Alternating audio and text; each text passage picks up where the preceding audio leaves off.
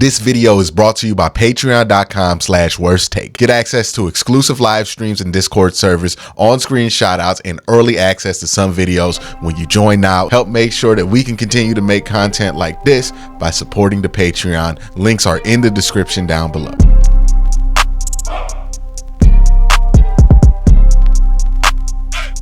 The NFL is having their annual league meeting, which means that we get to find out some stuff about the team in this period, and it's usually about the long-term picture of the Cleveland Browns. If you don't know, the annual league meeting is a meeting where all 32 NFL owners are present, and it is there for them to vote on league matters, right? So they vote on league rules, what's going to be instituted, like the hip drop tackle, that being banned. That is something that happens at the league meeting. If they want to reinstate a team, that happens at the league meeting. If they want to approve a team moving, that happens at the league meeting. If they want to approve an expansion franchise, that happens at the league meeting. So that is the base function of the NFL league meeting. That's why it happens, the functional reason for it. But what it also is a place where all NFL high-powered executives are going to be there. All the coaches are going to be at the league meeting. It's a giant networking opportunity for NFL personnel and front office executives, but it's also a great opportunity for media members to talk to people who might not be super available to the media. Like if you were to get a quote from DePodesta, this is the week you might get a quote because he might be a little accessible, even though you're probably not going to hear from him. If you want to get a quote from Jimmy Haslam, who's been less and less available to the media, this is where you're going to get a quote. And because you have that access, you have a lot more information about where the team is going in the future and where the league is going in the future during this week. So a lot of things to talk about. First thing we're going to talk about is the immediate future of who's going to be coaching this team and who's going to be the general manager of the team in the near future and for years to come. And it's most likely, and when I say most likely, I'm 99.999% sure it's going to be Andrew Berry and Kevin Stefanski. Why do I say that? Well, that's what came out of Jimmy Haslam's mouth. And if you don't believe me, if you don't think that I'm a credible enough source on this, you don't have to. Go to clevelandbrowns.com and look on the front page of the website. And one of the headlines is, Browns are close to extension with Andrew Berry and Kevin Stefanski. Now, that's not confirmed that it's happened, but it's close to confirmed as confirmed can be. They're going to get extensions. Now, this does not surprise 95% of us. And I think that 5% is a little generous, but it does not surprise most of us. I think most of us anticipated that a two-time coach of the year and one of the most highly thought of young GMs in the NFL were going to be shoo-ins to get extensions.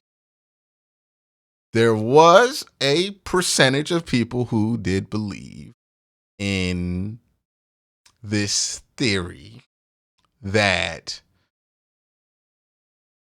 Jimmy Haslam made Kevin Stefanski fire Alex Van Pelt, and that Alex Van Pelt had to get fired in order for Kevin Stefanski to save his job, and that Kevin's actually on the hot seat this season. That's just not true. Now, I don't have any sources to confirm that, but just look at the tea leaf. The Browns are clearly happy with the job that Kevin Stefanski and Andrew Berry are doing.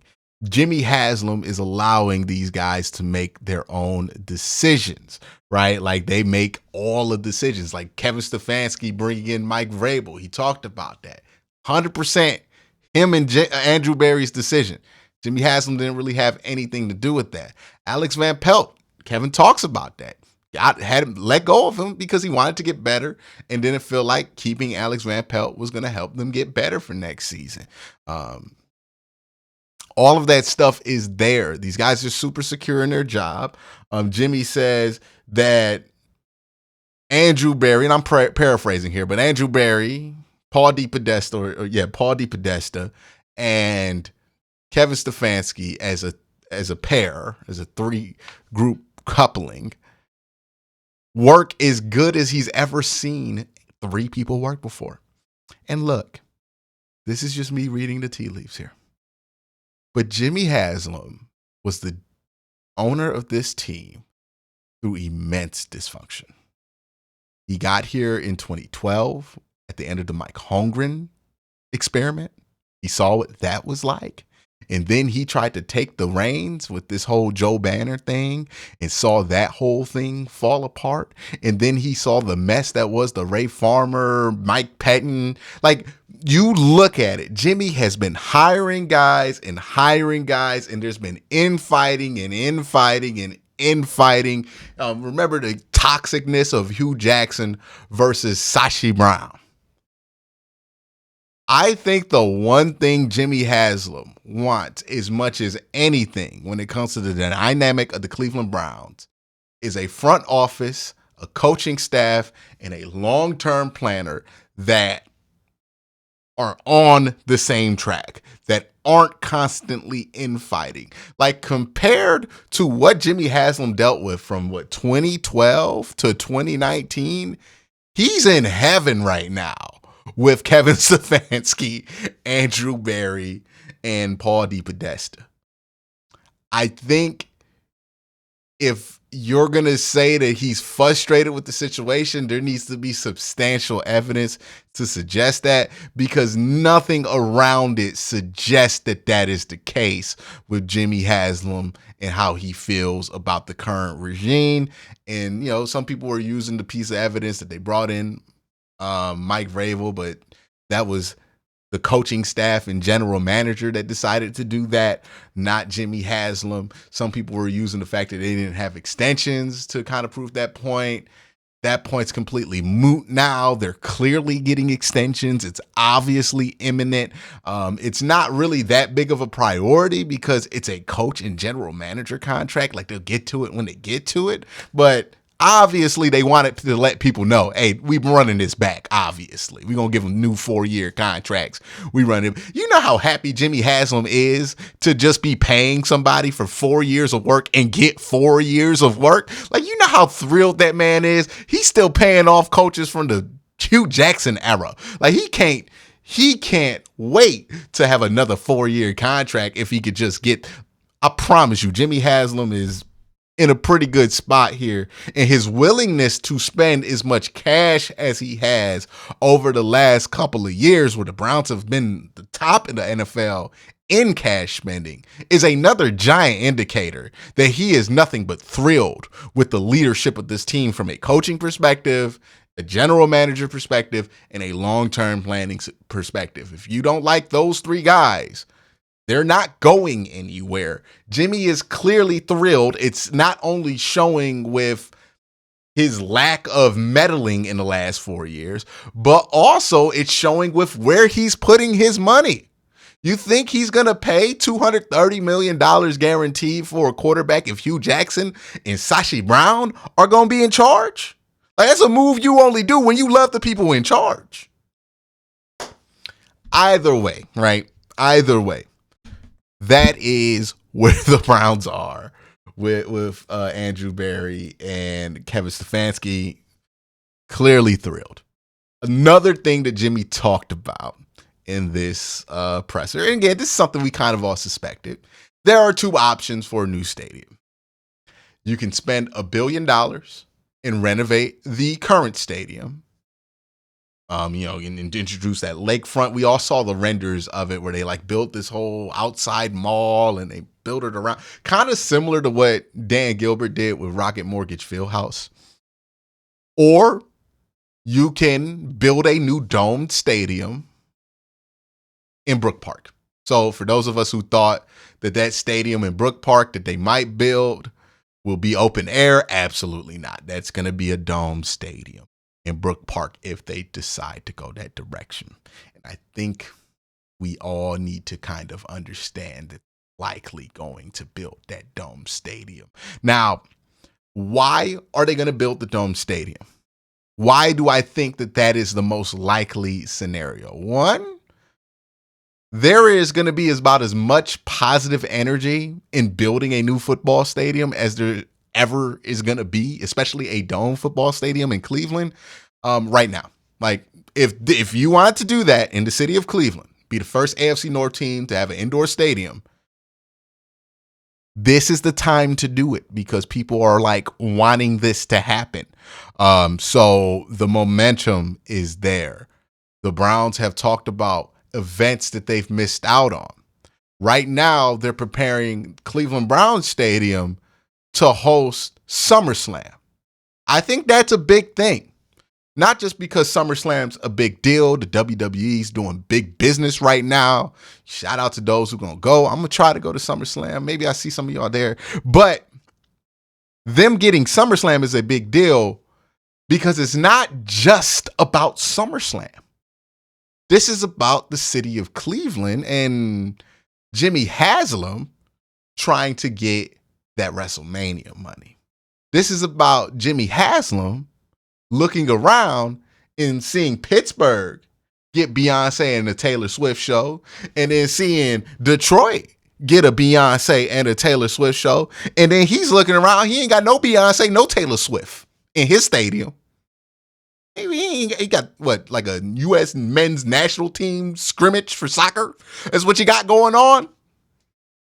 It's not good. He's seeing these opportunities for money. He's seeing people in Cleveland driving an hour this way or an hour and a half that way to go see these big concerts because he does not have the facilities to put on a show or to put on an event of that caliber. He also sees that land being next to the airport, I mean, that's a huge opportunity there, right? Because if you built that stadium there, hotels are going to follow. Now, I don't know if you've been near the airport area. I've never been impressed with the hotel selection near the airport, but obviously they built that new stadium, and if it's a state-of-the-art dome stadium, they're going to build hotels near it. Like, somebody's going to get the bright idea to build some hotels near it. And since it's near the airport, that makes that stadium a great place to have conventions. A great place to have these, like, there are so many areas of revenue for a giant football stadium that I don't think people readily think about. Like, if you have a stadium that big, like, it's not just the bowl section that can be used for conventions. Honestly, it's a lot of just the corridors and the different levels of the building that you can use to be a convention floor space. And then maybe you could do something big in the middle of it. But there's a lot of revenue opportunities for Jimmy Haslam in a dome stadium near the airport. And it will be more expensive, but to him, $2 billion into a dome stadium would make a lot more sense because the return on investment on a $2 billion dome stadium is significantly more than the return on investment in a $1 billion renovation to an open air stadium that's sitting on the lake. Just can't have that many events there. It's going to be harder and harder to have concerts there. Like, they are really lucky to get SummerSlam in that stadium, given that, lake effect weather can hit that thing at any moment. Like they got to be nervous about that. But that's where I think things are going. They are probably going to move that thing to Brook Park. And if they do, my only hope is that they build and build up the rapid lines, because what I don't want to happen is the same thing that happened to Cleveland Browns Stadium in the parking situation. If the only way to get to a stadium is to drive a car and park at the stadium, it does so many bad things. One of the bad things that it does is it creates traffic, right? If you have a 70,000 seat stadium and everybody has to get there in cars, you're probably talking about adding an extra 50,000 vehicles at the minimum.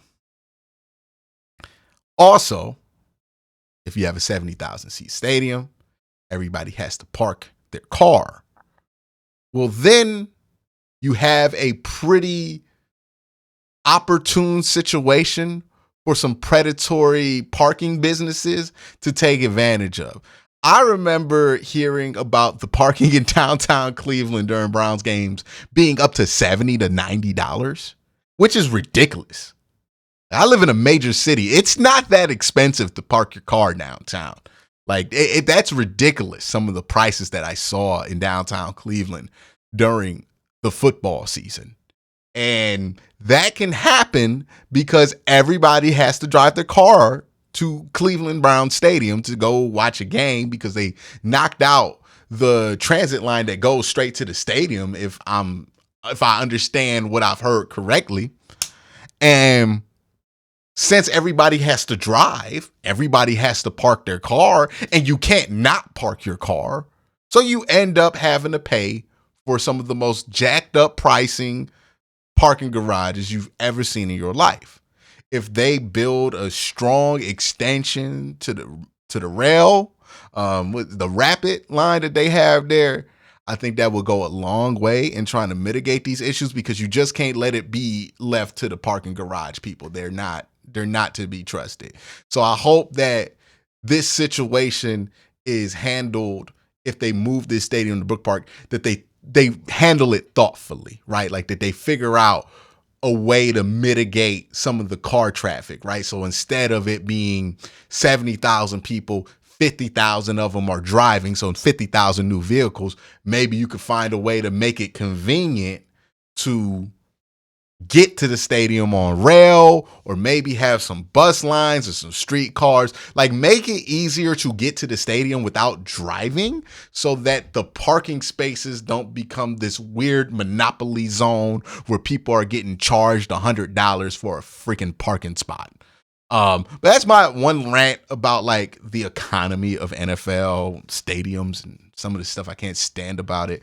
But that's why I think it's going to happen. I think they're going to have a new stadium. I think it's going to be the Brook Park location. It just makes sense. And renovating the Browns Stadium for $1 billion just doesn't make much sense for Jimmy Haslam from a financial standpoint and from a logistical standpoint. Because if you're talking about a $1 billion renovation, it's always going to be a compromise, because you still have to build, still have to live with the studs of the old building, unless your $1 billion compromise is essentially a new stadium. But if that's the case, and you're doing one of those giant renovations where the only thing that's staying the same is the location of the stadium, then you're going to have to play somewhere else for a year. And we talked about on this channel, there's no good place for the Browns to play for a year if they have to build a stadium where they're building it, where they play currently. Like, there's just no great place. In a $1 billion renovation, that's not going to happen while the stadium's over if you're getting your money's worth out of it. So you would either have to play at the Hall of Fame Stadium, which only seats 20,000. I don't think that would be ideal. Also, you would maybe consider the soccer field that they just built in Columbus that seats 25,000. Also not ideal. And I don't think the NFL wants to go back to those optics after the whole StubHubField.com disaster that happened with the Chargers. And then you have, Ohio Stadium, which I think would be something that Ohio Stadium doesn't want, nor does the Browns, right? I don't think the Browns want that. I don't think the NFL wants that. I don't think anybody wants the Browns to play at Ohio Stadium outside of like Browns and Ohio State fans, because it would be really cool to see the Browns play at Ohio Stadium. But outside of that cool factor, if you look at the people who have to be pleased in order for something like that to happen, none of those people are going to be pleased. I don't think that Ohio State is going to be excited about doing that. They make enough money off of Ohio State football. It's basically a professional team in itself. And I don't think Ohio State's going to be excited about sharing its field potentially day in and day after with another team. I don't think the Browns are going to be excited about playing on a played-on field after Ohio State plays on a Saturday. I don't think the NFL is going to be excited about potentially being a 70% full to 50% full 100,000 seat stadium that they're going to be filming games in, that, let's say the Browns have a down season the year they're playing in there, it's going to look atrocious on camera. And it's going to be a very bad look for the NFL. You notice whenever the NFL does a temporary location, it's always somewhere smaller than where they're building. I mean, maybe the exception can be for the Rams when they were playing at LA Memorial. But even then, you remember some of the horrible optics we got from LA Memorial Stadium when it was just the Rams playing there? And it's obvious why they even want the Chargers there. So there's a lot of things that have to go down in order for the Browns to build or renovate that stadium that they have right now for $1 billion. And I just don't think that's happening. It's unfortunate, too, because that stadium was just starting to get an identity, and it looks like it's in its last 5 to 6 years of life. But it just started to get its identity, right? Like, it just started to feel like the dog pound again, right? It was such a identityless stadium before all of this. And now that the Browns are playing competent football, it has one. It feels like the dog pound. And just when you start to feel like that, just when you start to be in that stadium and realize you're going to miss it, is when you're not going to be in that stadium anymore. It's kind of unfortunate, but that's how the cookie crumbled, and that's what I think is going to happen. But let me know what you think in the comment section down below. Y'all have a great day. Have an even better night. Peace.